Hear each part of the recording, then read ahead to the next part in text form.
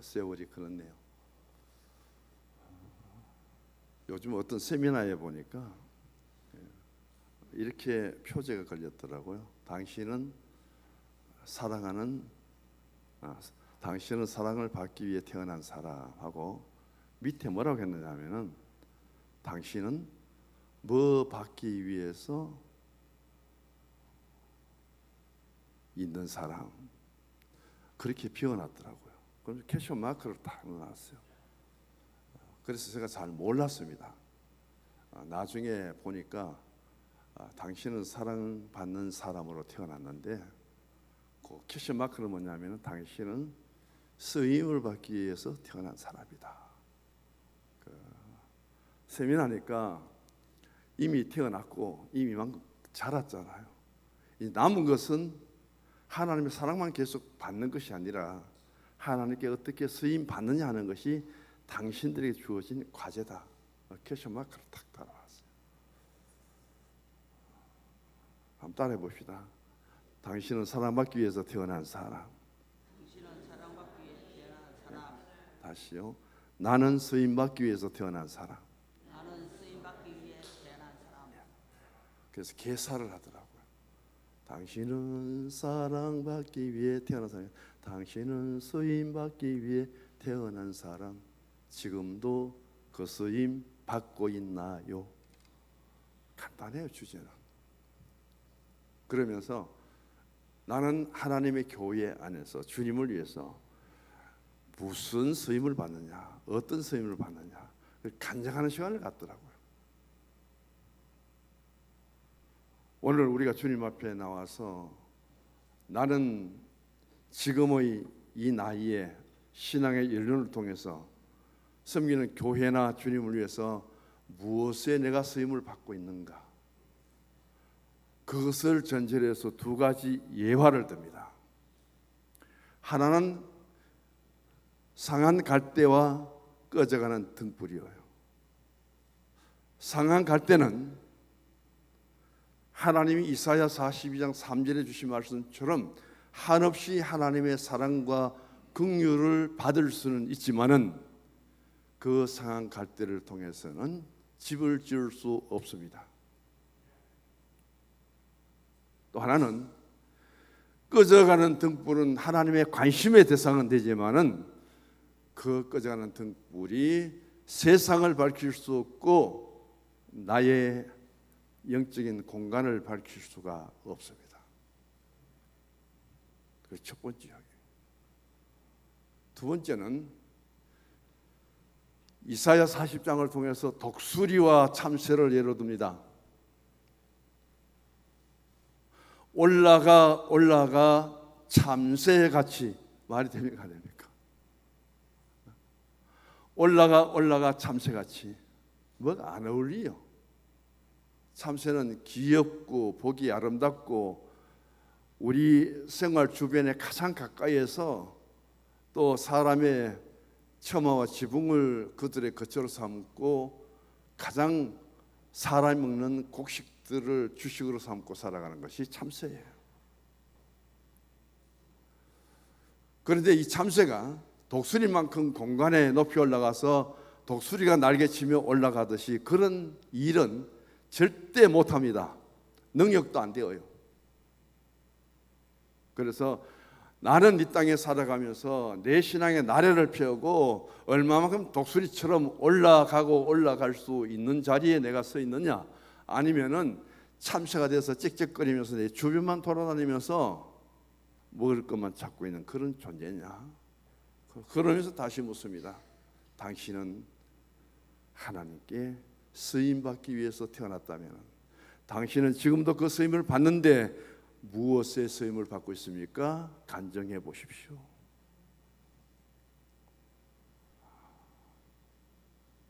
우리가 교회 생활하면서 간증거리가 거의 없는데 이단들의 특징은 간증이거든요. 우리처럼 뭐 예배 시작합시다 부르면서도 축도가 이어지는 게 아니에요. 그냥 둘러앉아서 찬송 부릅니다. 기도합니다. 감동되는 대로 지난 한 주간 동안 간증할 수 있는 사람은 간증하십시오 하면은, 지난 한 주 동안 나는 이단이라는 이 교파에 소속되어서 다른 사람의 눈을 피해야 되고 핍박을 받고 어려움을 당하면서도 나는 오늘 또 이 자리에 참석하게 되어서 너무 하나님께 감사합니다. 박수 다 쳐줘요. 그러면서 저 상한 심령을 위해서, 고난 속에서 이 믿음을 지키는 저들을 위해서 우리가 이제 통성기도합시다. 기도합니다. 그리고 찬송 부르다가 감동되는 분이 기도하십시오. 우리 순서대로 오늘 기도는 누구요? 오늘 기도는 누구고 성경 모두 누구 없습니다. 감동되시는 분 기도하십시오. 기도하는 거예요.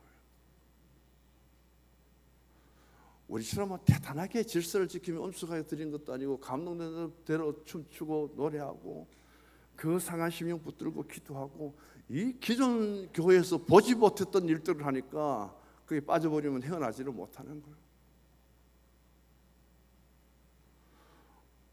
오늘 우리는 살아가면서 다시 점검을 합니다. 오늘 본문 12절에서 14절까지 세 절인데요. 내가 너희에게 쓰는 것은 왜 요한이 이 글을 쓸 수밖에 없느냐? 내가 왜 이 글을 너희들에게 써야 되느냐? 내가 이 편지를 왜 쓰느냐? 그 목적에 대해서 6번이나 강조하고 있습니다. 쓰지 아니할 수가 없다. 왜 쓰느냐는 이유를 말하고 있습니다. 그것은 오늘 우리의 신앙의 자리에서 자신의 신앙을 성찰해 보라는, 아이의 과정을 거치지 않은 청년은 없고요, 청년이 되지 않고 바로 어른 된 사람은 없습니다. 육신적으로 보면 굉장히 쉽잖아요.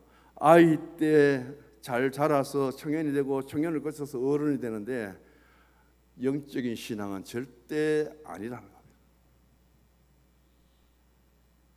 육신이라는 인간의 나이, 저절로 먹어가는 그런 인간의 나이가 아니라 영적인 나이와 영적인 신앙과 영적인 성숙함과 성장은 인간의 육신의 모습과는 다르다는 겁니다. 그런데 성장 과정 속에서 아이 때는 어때야 되고 청년 때는 어때야 되고 아비 때는 어떻게 해야 된다는 것을 3등분을 해서 거기에 대한 명제를 제시하고 있습니다. 사도 바울은 고린도서 2장 14절에서 3장 3절까지 보면요, 세 가지 성도들을 구분하죠. 거기는 육체, 육신의 욕심만 가진 사람, 욕만 있는 사람, 동물이 애니멀이에요. 완전히 자연인입니다. 육신을 가진 사람, 그다음 성령을 가진 사람. 그걸 요한은 바꾸어서 어린아이 같은 신앙이 있고 청년 같은 신앙이 있고 어른 같은 신앙이 있다. 그러면은 오늘 우리가 독수리처럼 날개치고 올라가서 창공을 누비며 영적인 신앙생활에서 내 나래를 펴고 아래를 내려보고 세상을 보면서 저 천성을 향해 우리의 영적인 시선을 올릴 수 있는, 돌릴 수 있는 눈은 어린아이가 가질 수 있느냐? 못 가집니다. 우리 육체의 삶 속에 여기서 어린아이는 굉장히 어린아이예요. 젖먹이에요. 젖먹이. 그의 눈에 보이는 것은 뭐예요? 무엇이든지 눈에 보이는 것을 자기 소유로 삼기 위해서 가져오는 거고, 그냥 배고프면 울고, 배고프면 엄마 젖만 먹으면 만족하고, 그런 어린 아이의 영적인 세계 속에서 저 천성을 바라보고 독수리처럼 나래를 펴고 그렇게 시공간을 날아갈 수 있는 자리에 이를 수 있느냐? 한마디로 안 된다는 겁니다.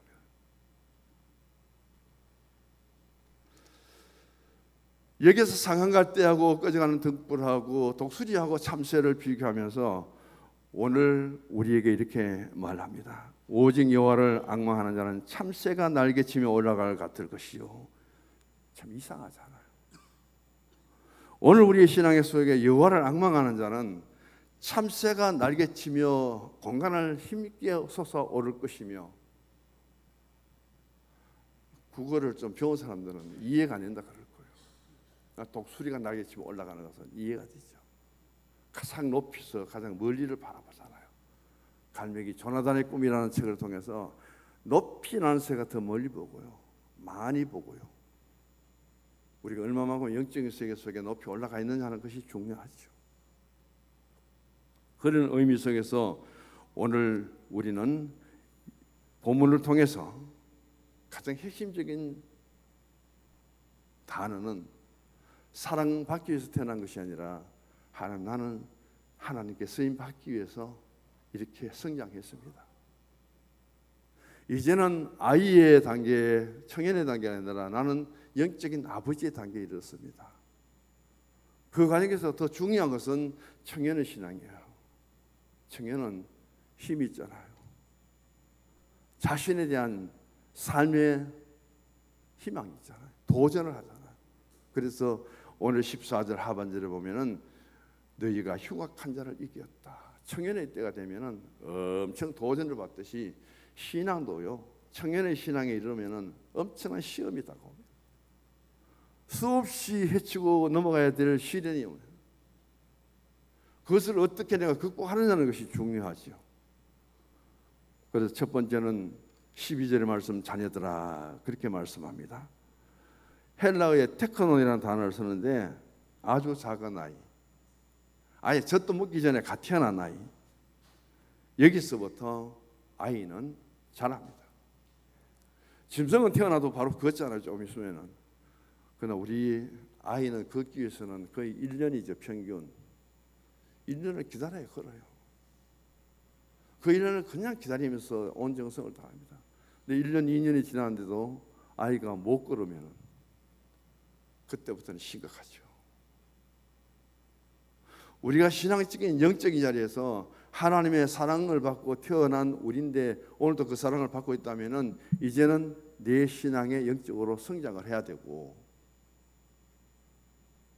그게 뭐냐면 어린아이다. 오늘 본문에 보면은 6번에 똑같은 말씀을 하고 있는데요. 그 중에서 보면은 자녀들을 내가 너희에게 쓰는 것은 너희 죄가 그 이름으로 사함 받았지요. 자, 그런데 13절에 보면 청년들아 내가 너희에게 쓰는 것은 너희가 악한 자를 이겼다고 말하지요. 여기에서 아이의 죄하고 청년의 죄는 차이가 납니다. 우리 모두는 아담으로 하여금 죄를 타고났습니다. 이것을 원죄라고 하죠. 원죄. 이것을 회개하고 용서받는 것이 우리가 거듭나는 겁니다. 중생이라는 거예요. 그러나 이런 순수한 어린아이의 원죄를 우리가 사함 받았는데 청년 때까지 살아오면서 얼마나 악과 우리가 많은 부딪힐 일들이 많을까요? 수많은 악과 그리고 좋지 못한 것들과 대결해서 우리가 싸워왔습니다. 여기서 청년들은 악과 싸워서 이겨야 된다는 것인데, 구원받은 우리가 살아가면서 청년 때쯤 되면 자범죄를 참 많이 지을 거예요. 저 스스로 그렇습니다. 살아가면서 우리가 짓는 죄가 자범죄예요. 원죄가 아닙니다. 원죄는 용서를 받았는데 살아가면서 우리가 가지 말아야 될 거, 하지 말아야 될 거, 그런 것을 통해서 죄가 되어지는 것이 자범죄죠. 여기 청년에서 악을 이기라는 것은 그런 세상의 삶을 살아가면서 우리에게 유혹 오고 다가오는 악을, 죄를 회개해야 되는데, 그때는 회개라는 것보다는 무엇을 말합니까? 성화의 삶을 살아라. 수없는 악이 우리 가운데 도전이 옵니다. 눈만 돌리면 악이에요. 컴퓨터도 커서 우리가 공부하고 무엇인가 연구하려면 수없는 자료가 쏟아지는데, 나쁜 쪽으로 돌리면은 그 수많은 유튜브에 얼마나 우리를 유혹하는 것들이 많이 등장합니까? 그것을 통해서 악을 이기라는 것은 그런 수없이 많은 유혹들을 물리칠 수 있는 신앙을 가지라는 거예요. 그게 한마디로 말하면 성화가 되어야 되는데, 성화라는 것은 거룩한 삶이고 거룩한 신앙이죠. 그것만 갖추어지면은 우리가 더 회개 안 해도 됩니다.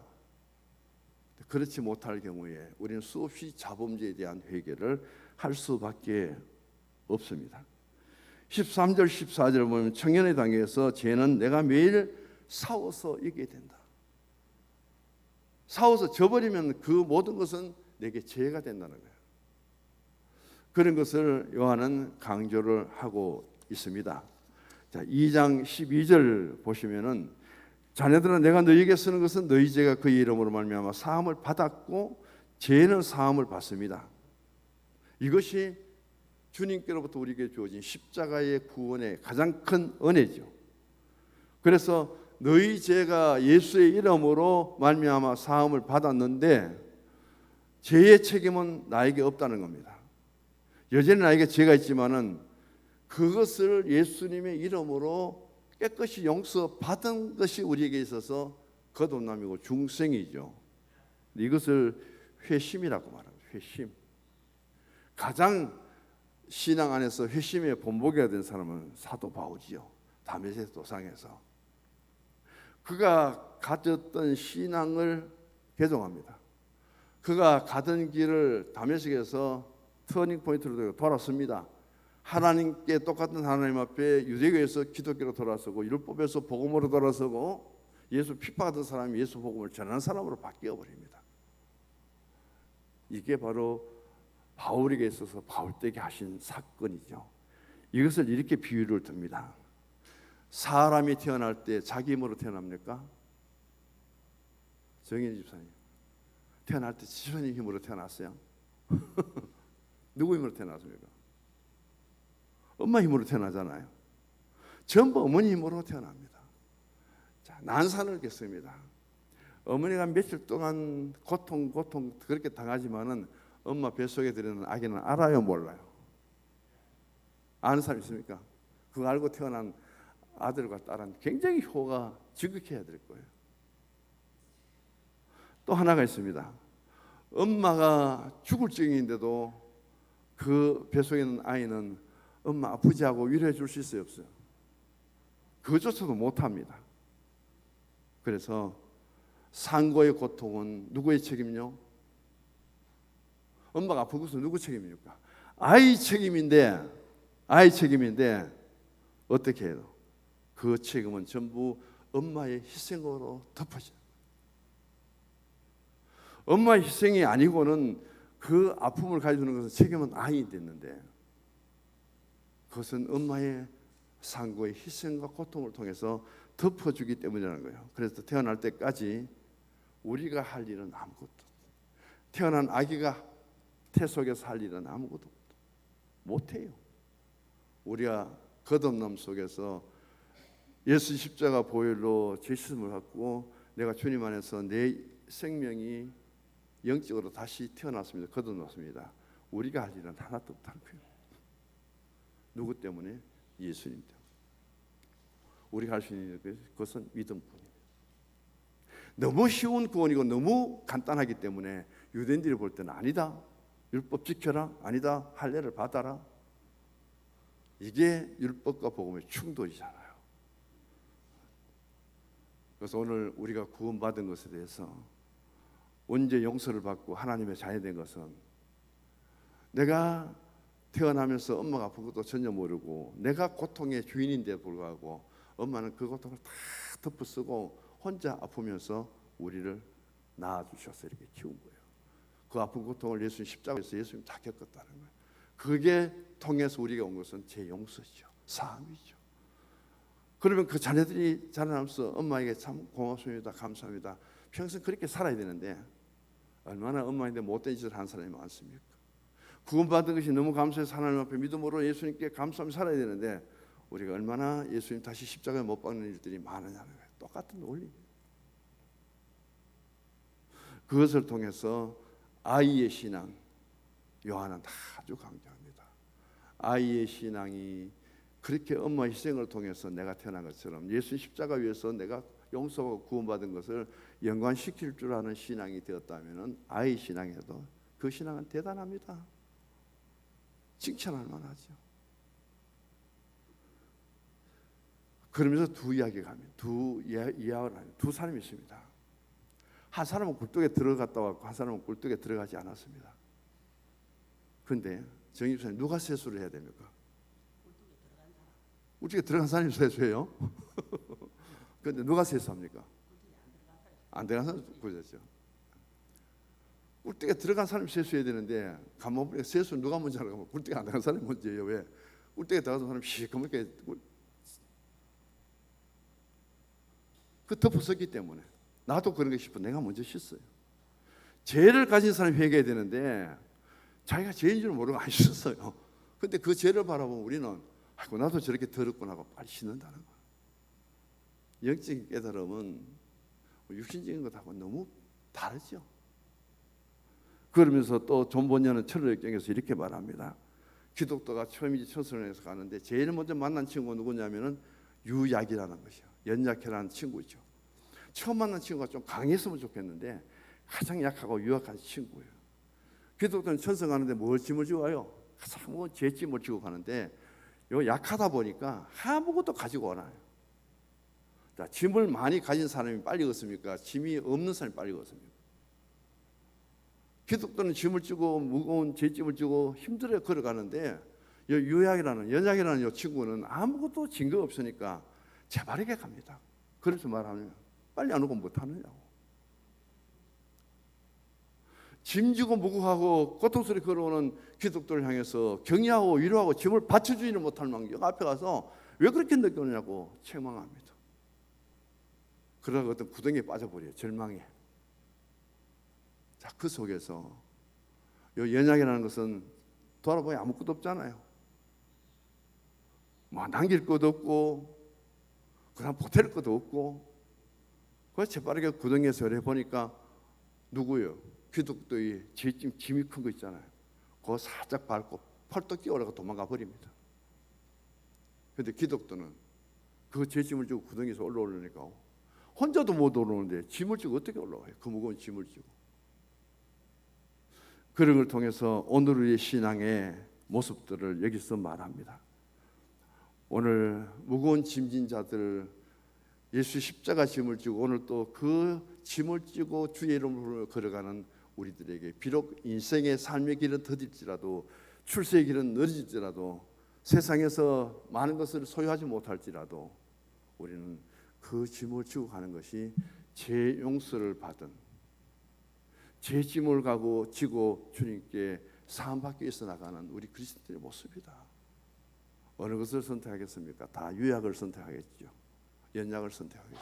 미련스럽게 지금도 우리가 그 짐을 지고 천성을 향해서 기독교가 한 걸음 힘들어도 걸어가는 그 모습들을 오늘 우리가 같이 보여주고 있다는 사실이 참 아름답습니다. 그래서 오늘 보면 12절에 너희 죄가 사함을 받았다 하는 말씀입니다. 그 다음 보면은 청년의 단계에 올라가 보십시다. 아이가 자라 성인이 됩니다. 부모가 모든 것을 해주지 않아도 자기 스스로 이제는 할 줄도 압니다. 어린 나이 젖먹이가 무슨 싸움을 하겠습니까? 그런데 청년이 되면은 이제 감정도 있고 자기 이성도 있고 기분 조절도 잘 안 되고 그래서 부딪히고 싸울 때가 엄청 많습니다. 13절 말씀 청년들은 내가 너에게 쓰는 것은 악한 자를 이겼다는 것은 악한 자가 생긴다는 겁니다. 나도 모르게 대적자가 생기는 거예요. 수없이 많은 사람들이 내 신앙에 성장하고 기뻐합니다. 그만큼 악한 것도 달려드는 거예요. 그 속에서 우리가 이 청년의 단계 중요한 것은 영적 훈련이죠.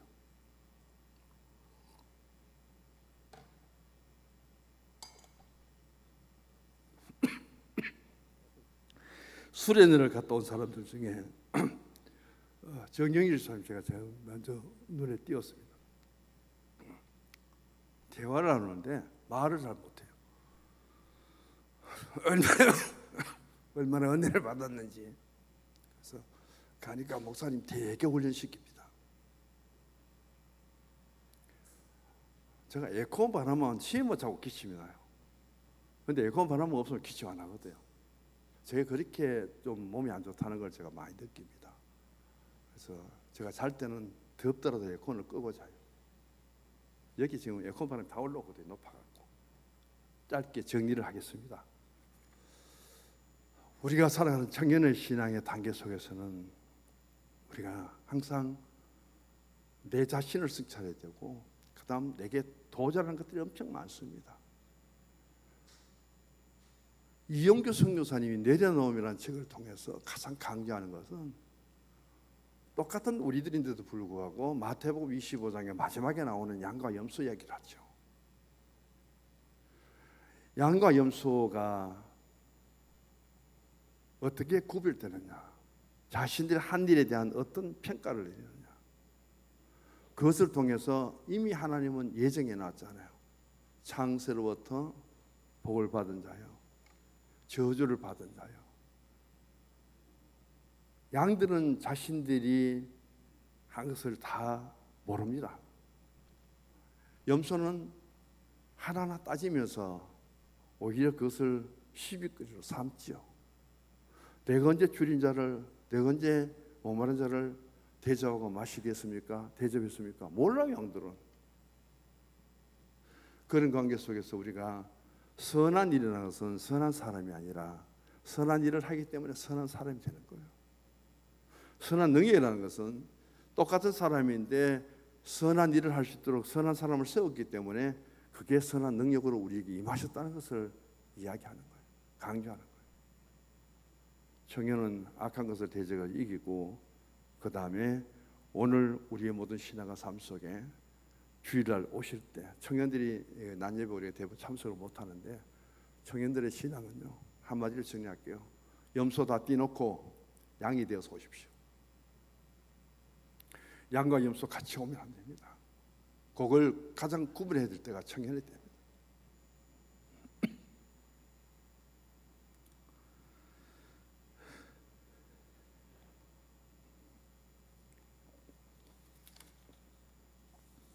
마지막 아버지 시대인데 아이 시절이 있고 청년 시절이 있고, 어른들은 경험이 많습니다. 연륜이 많아요. 됐습니다. 정리할게요. 가면 되십시오. 그 성장 과정 속에서 자신을 깨닫고 청년일 때 그런 것을 가지고 어른이 되면 이제 모든 연륜을 가졌잖아요. 분별력이 중요하고, 교회도 마찬가지입니다. 영적인 어른이 교회에 계셔야 돼요. 청년의 신앙은 굉장히 갈등도 많고 그 감정을 컨트롤하기가 어려워요. 분쟁과 갈등이 많습니다. 어른의 신앙은 내가 살아보니까 일을 내가 당해보니까 그런 일이 있을 때마다 이게 교회 안에서 진짜 영적인 어른이 돼야 되는 거예요. 그래서 어린아이들은 철부지하죠. 청인들은 감정 절제가 안 되죠. 그런데 수없이 악과 도전을 받죠.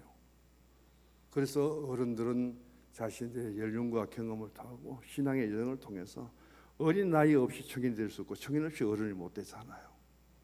그런데 가장 중요한 것은 그들을 돌아보고 그들과 상담하고 그들을 안아주고 이해시키고, 그래서 좀 더 영적인 신앙의 폭을 넓히고 그 가운데서 조언하고 충고하고 이끌어갈 수 있는 지도자, 리더자가 될 수 있는 그런 과정을 오늘 요한이 우리에게 말씀한다는 것을 생각하면서 더 성숙하고 좋은 성서중앙교회 연륜을 가진 우리 어른들을 통해서 이 교회가 더 젊은이가 들어오고 교육주가 통해서 그런 아이 단계, 청년 단계, 어른 단계, 어버이 단계가 잘 진행될 수 있는 교회가 될 수 있도록 위해서 기도하시고, 함께 내가 주님과 교회 앞에 쓰임받는 그 일에 감사하시고, 적은 일에 쓰임받았으니까 더 많은 것을 맡기는 주의 음성을 들으시면서 하나님 앞에 설 수 있기를 주의 이름으로 축복합니다.